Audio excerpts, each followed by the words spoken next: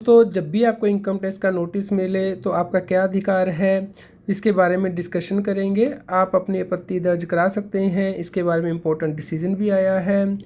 दोस्तों, इससे पहले कि डिस्कस करें, आप सी सतबीर सिंह यूट्यूब चैनल को सब्सक्राइब कर लें ताकि आपको रेगुलर अपडेट मिलते रहें। दोस्तों, केस के फैक्ट इस प्रकार हैं। जब भी इनकम टैक्स डिपार्टमेंट को नोटिस जारी करता है तो पहले टैक्स पेयर को इन्फॉर्मेशन शेयर की जाती है, जिसके बेस पे के टैक्स पेयर अपनी आपत्ति दर्ज कर सकता है। लेकिन दोस्तों, इस केस में इनकम टैक्स ऑफिसर ने 148A का नोटिस जारी नहीं किया, जिसकी वजह से कि टैक्स पेयर अपनी आपत्ति दर्ज नहीं कर पाया। तो क्या इस केस में असेसमेंट का नोटिस वैलिड माना जाएगा? दोस्तों, केस के इफेक्ट इस प्रकार है। टैक्स पेयर की असेसमेंट होनी थी असेसमेंट ईयर 21-22 से 23-24 के लिए। दोस्तों, नोटिस डायरेक्टली 148 के अंदर जारी कर दिया गया, जबकि इनकम टैक्स में प्रोविज़न है कि पहले 148A का नोटिस आएगा, यानी कि इनकम टैक्स डिपार्टमेंट आपसे इंफॉर्मेशन शेयर करेगा कि उसके पास कौन सी इन्फॉर्मेशन अवेलेबल है, जिसके बेस पे कि वो आपकी असेसमेंट करना चाहता है, आपने टैक्स इवेजन किया है।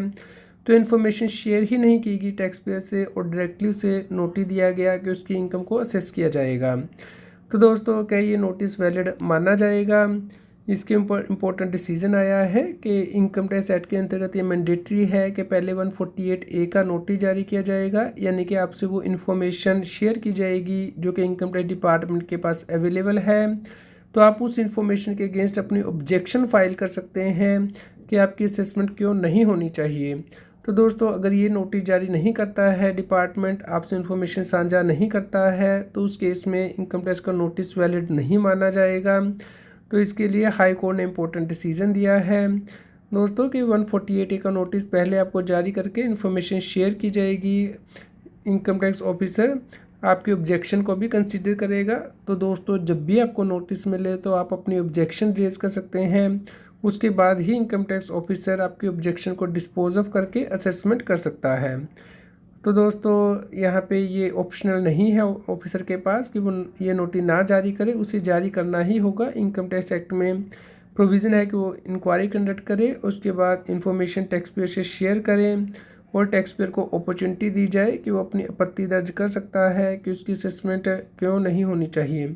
तो दोस्तों, अगर 148A का नोटिस जारी नहीं किया गया तो डायरेक्टली 148 का नोटिस जारी नहीं किया जा सकता है। तो दोस्तों, क्योंकि ये इनकम टैक्स एक्ट के अंतर्गत नेचुरल जस्टिस का वायलेशन है, टैक्स पेयर का जो फंडामेंटल राइट है, अधिकार है कि वो ऑब्जेक्ट कर सकता है इनकम टैक्स के नोटिस को। तो इस प्रकार प्रोसीडिंग इनवैलिड हो सकती है अगर आपको नोटिस जारी नहीं किया गया। तो दोस्तों, आप अपने अधिकार के बारे में जागरूक रहें और आप इस जजमेंट को डाउनलोड कर सकते हैं। लिंक मैंने वीडियो के डिस्क्रिप्शन में दे दिया है। इसी प्रकार के रेगुलर अपडेट के लिए आप हमारे व्हाट्सएप चैनल को भी सब्सक्राइब कर लें। QR कोड स्क्रीन पे दिया गया है, पर लाइक करें और शेयर करें ताकि सभी लोगों तक ये जानकारी पहुंच पाए और वो टैक्स की कंप्लायंस कर पाएँ।